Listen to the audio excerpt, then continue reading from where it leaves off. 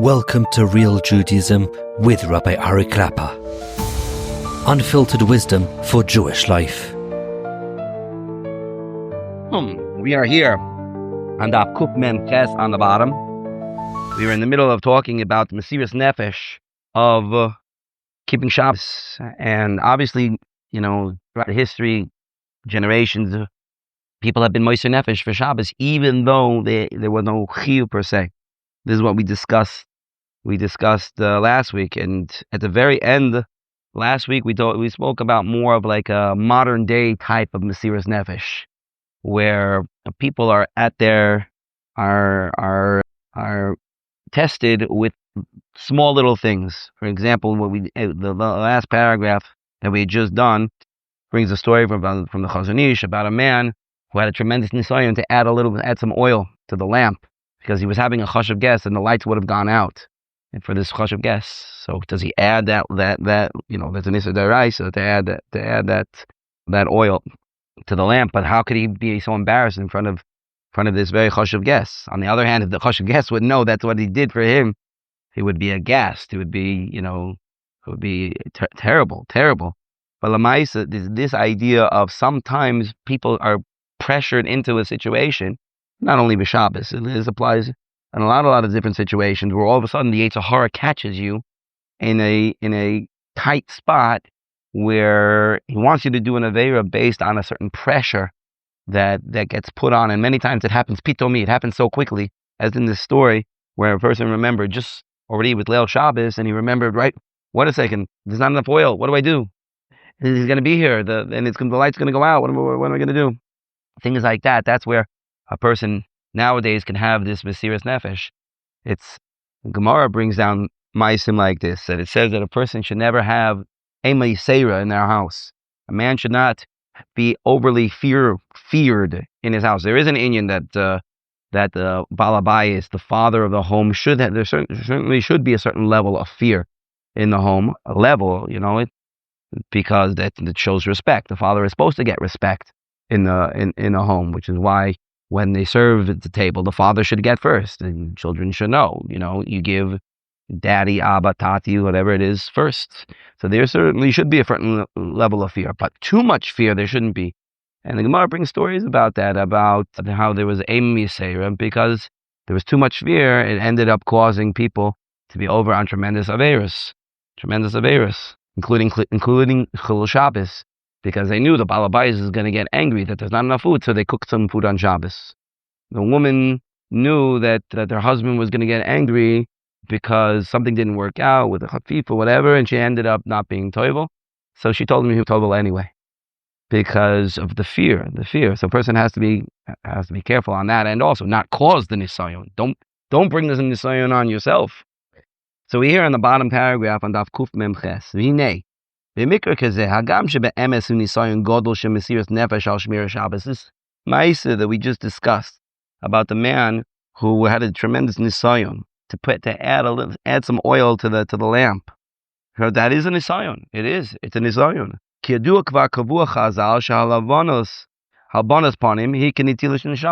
You know that a person who gets embarrassed, it's like mamish, like killing them. Right? It's one of the abizrayu. The shvichus damim, right? We know there are three levels of three aveiros that a person yahargu v'yabor. We discussed this last year: murder, kila arayas, and avodah zarah. But there are abizrayu, meaning there are associations with these three that are also, a person has to realize that a person it'd be better to die than to be over even on the subcategories of these aveiros. And one of the subcategories of ritzicha, a subcategory of ritzicha, is embarrassing somebody. Right? Rabbeinu Yonah says this in his parish in Pirkei Avos, that mabnei chaveiro berabim. If a person embarrasses somebody else in public, then it's like murder. And that's what he says over here. Kinetilas neshama, it's like taking away his soul. Amam yesh bo k'tzatz guzma, maybe a little bit of an extreme.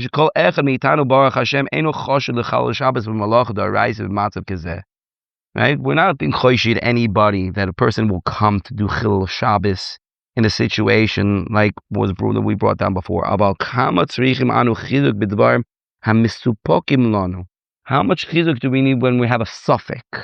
The surim kalim, and it's only a derabanan, and I'm doing it kalachar yad, and you know it's not really such a big deal, right? It's a small thing, right? It's not a daraisa. It's not. When a person is tested in a very difficult situation, I'll do it with a shinui, and it's only a derabanan anyway, and this and that, and you know what? That's one of the categories where it said that a person might never do tshuva for such things. If a person is over an achi of darais, it is a kares, we can be sure the person has some yiras shamayim. He's going to do tshuva for that. He'll do tshuva. But if a person makes an excuse why it's really not such a big aveira in the first place, and the person may never do tshuva for that, in which case it's going to end up being worse. Because at least if the person does tshuva, he won't do it again. This type of thing he might do again and again and again. And these moments a person should remember. It's called oisam tzadikim shenichnasu l'toich gehenim shel eish v'kfor. All the tzaddikim who are ready to throw themselves into the fire. Bilvad shelo lechala kehuzeh at Shabbos kodesh, in order to not be over, and even they have the right to. Even in the case of Sakonos Nefashos, they had the right to, but they still wouldn't do it. It's at those moments where we're tested like this. Shechilul Shabbos hu akira mamish mimakor hachayim beteva. That we have to remember that Chilul Shabbos is an uprooting of life itself from its source. That's what he said. The makor bracha, makor of everything. Shabbos is the gateway of HaKadosh Baruch Hu. Ulumad zeh Mesiras Nefesh al Shmiras Shabbos hidveikus b'makor hachayim. Somebody who is Mesiras Nefesh for Shabbos, it means we're clinging to the source of all life. B'makor bracha ad olam. So we have to be mechazik ourselves when we have these nisyonos, specifically when it comes to Shabbos, because like a person's kind of stuck. You know, can I wait till after Shabbos for such a thing? Just asking that question might give a person chizuk. I can wait. I don't need to do this right now. I don't need that. Right? Why does it have to be done this second? Why? Just something like that. It's that the Yeitzer Hara gets in and he forces, no, you have to do it right now. You have to do it. You have to do it. Person has to be mechazik. And the truth of the matter is that it's much harder to do this b'shas ma'isa at that moment. The more a person is mechazik himself before Shabbos, the more we're mechazik ourselves in the cheshivas of Shabbos before Shabbos, the more it will be instinctive. A lot of times a person gets put into a situation where they're going to have to have a knee-jerk reaction. They're going to react, right? So if you're going to have to react so quickly like that. Well, I mean, what did you expect from me? What did you want from me? I didn't have any time to think, and I just had to act. I just had to do something, and maybe I did the wrong thing. I don't know, maybe I did the wrong thing. But like, how can you judge me for that? How can you blame me for that? And the answer is that it's possible to judge you if you could have changed your instinct beforehand. Meaning, we all can define what our natural instinct is going to be. Meaning, nobody is born a Navy SEAL. Yeah, maybe some people are born with the skills to become a Navy SEAL, but nobody's born a Navy SEAL. You have to go through training, tremendous training, again and again and again and again, over and over and over and over and over, until it becomes instinct. And then when something happens, your body already knows how to react, even without thinking. That's how any person who trains in anything, I know automatically what to do. I know the next step to do. Yes, it's true, there is some thinking that's involved. I'm sure being a dentist is like this also. You already know what the next step is. Your hands already know what to do. You don't even have to think about it. No, as a mole, it's like that also. You don't even have to think. Your hands just move. They just do what they're supposed to do. Do you know why? Because you're trained.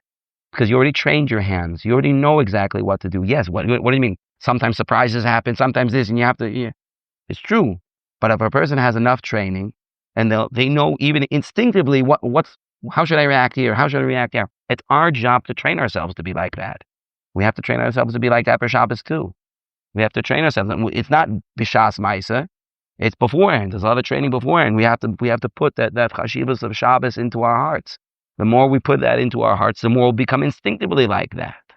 This is true, by the way, for more or less anything that you want to, any type of midah or anything that a person wants to change, right? I work with couples with shalom bayis sometimes, and when there's a fight, and it seems that sometimes couples get into a cycle. Something happens, the topic comes up, and somehow a fight develops out of it, and it happens again and again and again and again. And I try to point out to a specific couple, the instinct has to change. Because there's an automatic response. The automatic response is based on something. What's that based on? It's based on your previous experiences. It's based on the way you grew up. It's based on a lot of things. You have an automatic response. Let's change that automatic response. How do you do that? You need retraining. How do you get retraining? You got to train yourself. Train yourself to the way you want to be trained, not the way you were trained. Become the person you want to be, not the person that everybody else made you. Now, that takes time. What do you mean? How can I do? Yeah, if you're willing to do it, so then you'll do it, and you'll get retrained. If you get retrained, then your automatic response will be different. Your response will be the response you want it to be, because you have already trained yourself into becoming like that. That's all a person has to treat Shabbos too. How do we approach it? What's my automatic response when I have that difficult nisayon? Be'emes, shekol hatzura hamalchus shel Shabbos kodesh hi kula Mesiras Nefesh. The whole essence of what Shabbos is Mesiras Nefesh. Parnasa shel Adam hi ikar chiyuso. Because person needs parnasa. Person needs to eat. You need to have food, right? Nowadays we have such shefa. Most people don't even realize the average convenience that the average person has in this world today, 2025, is like way, way above kings had 500 years ago. Running water in your own personal home, unheard of. Maybe Shlomo Melech had that. You have running water, hot and cold, electricity in your own home. You had a refrigerator in your own home. Like, these things are unheard of. We have so many things that we take them for granted. But really, and there's so much shefa, food. Yeah, there are countries out there in the world where food is scarce. We don't live in them, right? How many Jews live in countries nowadays that, should have a problem with famine? Most, probably not so many, right? So we're already spoiled to a certain degree that we don't experience this. Baruch Hashem, we don't want to have it. But once upon a time, if you don't work, you didn't eat. That's the way it was. And even in America, it was like that. People were mostly nefesh for Shabbos, and they got fired. They just didn't have money to buy food. They didn't have. And you don't work, you're not going to live. So that's what it is. Shabbos, we're not working. I need parnasa to live. I gotta plow. I gotta seed. I gotta do all the work in the field. What, I give everything up? That's like mamish throwing my life away. Which is why the mitzvah of Shemitah, which is also called Shabbos, is such an unbelievable mitzvah. That a person is really ready to put his whole life on the side for a whole year. I'm not working. Where are you going to get your parnasa from? Where are you going to? Hashem said he'll give. Hashem said he'll give. I'm putting my entire parnasa on. That's Mesiras Nefesh. I'm literally putting my life on the side. Kach b'tzura haklali shel Shabbos kodesh. That is what Shabbos is. Gam lamaisa mamish. Kama Mesiras Nefesh yesh behilchos Shabbos kodesh. We see this in the halachos of Shabbos also. We're putting ourselves on the side. There's Mesiras Nefesh in it. Sipur HaMashgiach Mimir, Rabbi Yerucham Zatzal. Shera be'einav eich shepartza sreifa bebatim minichasim shel Yehudi echad v'hu hetzil mazon gimel sudos v'zulomiti. There's halachos in Hilchos Shabbos that if there's a fire that breaks out in a person's home, and obviously there's no issue of sakanas nefashos, because if there's an issue of sakanas nefashos, that is something completely different. And obviously if there's any chashash that a person or somebody might be killed from the fire, then for certainly a person should put the fire out. But in a situation where there is no chashash of sakanas nefashos, the halacha is you have to let the fire burn, even if it means burning down your house. Well, what do you mean? If everybody can get out and there's no chashash, it's going to spread to other houses and there's going to be sakana. It's an isolated thing, and you have the ability to save food, so that's what you do. And there's a story he brings that Yerucham, Rabbi Yerucham, the Mashgiach from Mir, said he saw with his own eyes how there was a Jew who actually did this. There was a fire broke out in his house, and what did he do? He saved 3 meals for Shabbos. It broke out on Shabbos. Instead of putting the fire out, he let the fire burn and it burned down his house. He lost everything except for those 3 meals that he had for Shabbos. That's the halacha. That's amazing. That's really amazing. What's the person going to do the next day? I don't know. And he could have put it out, and he didn't. There was no sakanas nefashos over there. It's an amazing thing. There are many halachos Shabbos sheyesh behen gevonim shel Mesiras Nefesh mamish pshuto, that there are different shades of Mesiras Nefesh. V'zeh atzmo Hashem hakadosh Shabbos. That's what it means. That is the name of Shabbos. Lishvos lafsik mitzius chay olam hazeh, to stop, to rest from doing the things that your person needs in this world. Limsor et haklal et hakol Hashem yisparach, and give everything over to HaKadosh Baruch Hu. That's an amazing thing. Really, really a fantastic, amazing thing. As Hashem, we shouldn't be tested by such things. No, we always say every day, Loni day nisayon, a person doesn't want to be tested by these things. But you see, Yidden were on a madrega. It's really an amazing thing that the Jew was willing to give up everything. You know, I'm sure the community came together and helped him afterwards. But look, l'shaz ma'is the nisayon is. What am I supposed to do? Is there any sakaras nefashos? No, there's nobody else in the house. There's nobody there in the house. The house is going to spread? No, the house is far away from everything else. There's no way the fire is going to spread at all. No way. My house will burn now. Chas v'shalom. That's it. These are so good, and it's brought down the heart. Amazing things. Ois Gimel now. Kuf Mem Tes. And with this, Be'ez Hashem will finish the parak. The Sefer Shevet Yehuda Hevi Sipur. The Sefer Shevet Yehuda brings a story. Shamati mi pi zakeinim Yeitzer Hara. I heard a story from the elders who left Spain. And this is an old story. We're talking about stories, you know, from 500 years ago. There was on one ship, there was a plague that broke out. Anybody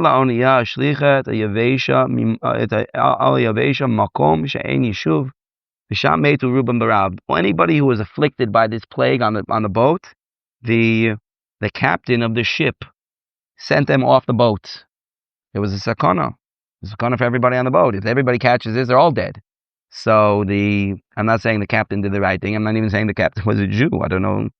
But he basically kicked off his boat anybody who had this plague, or anybody related to anybody who had this plague, or anybody like a shash that had this plague. And he kicked them all off the boat, and he sent them out to a island, some land where there was nothing. There was nothing there. And most of the people there died of famine. They had no food. They had nothing. And they died there. And some of them were able to travel and go deeper inland until they found people. And until they found a place where there were people, they were able to get food. And there was this one Jew there, him with his wife and 2 sons, and they went. They were trying to get to this yishuv. And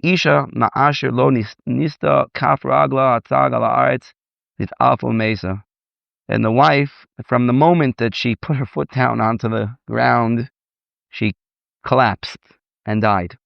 And the father carried his 2 sons. And he also, he fainted. And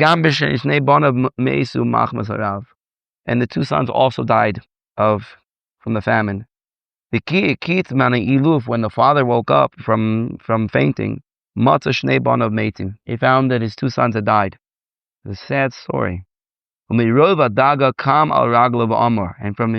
from all his daga, his worry, he got up and he said, this story is from, I guess somebody heard this story, maybe the man himself afterward told over the story. He got up and he said, Ribono Olamim, Master of the world, you've done a lot to cause me to give up religion, to give up on you, Teda, you should know. Teda ne'emana shal korcham shel yoshvei shamayim. You should know that that against the will of those in heaven who are pushing me to give up my relationship with you. Yehudi ani, I'm a Jew. Yehudi ayeh, and I will remain a Jew. V'lo yo'il kol ma shavetz b'tavi alai, and it doesn't matter what else you bring on me. Ve'esof min ha'afar or min ha'asavim, and he collected there grass. He collected a little dirt. V'kisa givios halach levakesh yishuv, and he buried his two sons there. Amazing. An amazing story. A man who lost everything, buried his wife and he buried his children. He had no food, and he himself was ready to die. And he said, "I'm not giving up my yadus. I'm not giving it up." Ma niflu dvar shel oisat tzadik shetoin. It's an amazing thing what this man said. What did he say? He said, "Hashem, kol nichasai v'kol rechushai." All the things that I had, all my money, all my home, everything that I had. Va'af ishti ubanai shalchaim. Even my wife, even my children, they're yours. V'rashai atal lakachtem. You gave them to me as gifts. You can take them back. You can take them back. Like we discussed at the beginning of this parak. You can take everything back. Aval ha'emuna b'cho ze etzem nafshi u'mitziosi. But my emuna, my belief, my trust is me. That is who I am. V'im came zu ikar hamatana shegebalti mimcha. That is my main gift that you gave me. V'hi shali lo'olam, and that's mine forever. V'i ata rashai kivyochol lakachti mimeni. That you can't take away from me. You can't take away my emuna. I heard a little bit of a different girsa on this story, where the man said, Hashem, there are two things that I have left. The only two things that I have left is my life and my emunah. You could take my life, but you can't take my emunah. This is an amazing thing. This is a person who realized, what do I have left in life? Nothing. I don't have anything. I'm sticking with you. This is what the Jews, many of whom had to spend many long years, long cold years in Siberia. Rebbeinu, they would say, Rebbeinu shel olam, haneshama lach v'aku palach. My neshama is yours, and my body works for you. Aval Shabbos kodesh, zu matana toive shenasat lanu. Shabbos is a gift that you gave us. Shazu etzem ha'amunah, she etzem mitzius lanetzach nitzachim. Shabbos is our amunah. Shabbos is our understanding that you created the world, you run the world, you are everything. Yesh me'ayin, it's our emunah. It's all that we have. This is the essence of emunah. Like we discussed way back, I believe in Chelek Sheni, did we discuss what is the ikar avodah that a person is supposed to be doing on Shabbos, and that's to be mechazik in his emunah. Shazu etzem ha'amunah shehi etzem mitzius lanetzach nitzachim. This is our existence for all eternity. That is something that you cannot take away from us ever. And that's what we said. This is what a person needs to be mechazik with himself on Shabbos. And that's how a person comes to Mesiras Nefesh on Shabbos, by understanding what Shabbos is. And realize that how many of our altar bubbas and zaydas, how many of them were Mesiras Nefesh for Shabbos? We may never know these stories. Maybe in Oilam Ha'emes, when a person is Mesiras Nefesh and they think, wow, how did I do that? How was I Mesiras Nefesh? And when they get into Shemayim after 120, they'll hear, oh yeah, you don't know? This story that we read in the Sefer Shabbos Malchus, that was your great-great-great-great-grandfather. He's the one who put it into your mishpacha, that Mesiras Nefesh for Shabbos. He's the one who did that. Who knows? Who knows what was happening? But the truth of the matter is, it's the same thing for us in the future. We are putting our input into our families that will last also ad bias goyal and beyond. So we have to realize it's not just us, how I live myself today. It's also what's the future going to be? What's going to be we're just a chain. We're just the next link in the chain. We got to keep that chain strong. And then when we show that Shabbos is our ikar emunah, then it will be much more, not only in ourselves, that it will be ingrained, it will be rooted, but also be rooted, Be'ez Hashem, in our families, L'netzach nitzach, forever and ever. Okay, we'll stop over here, stop Perek Zayin next week, Be'ez Hashem.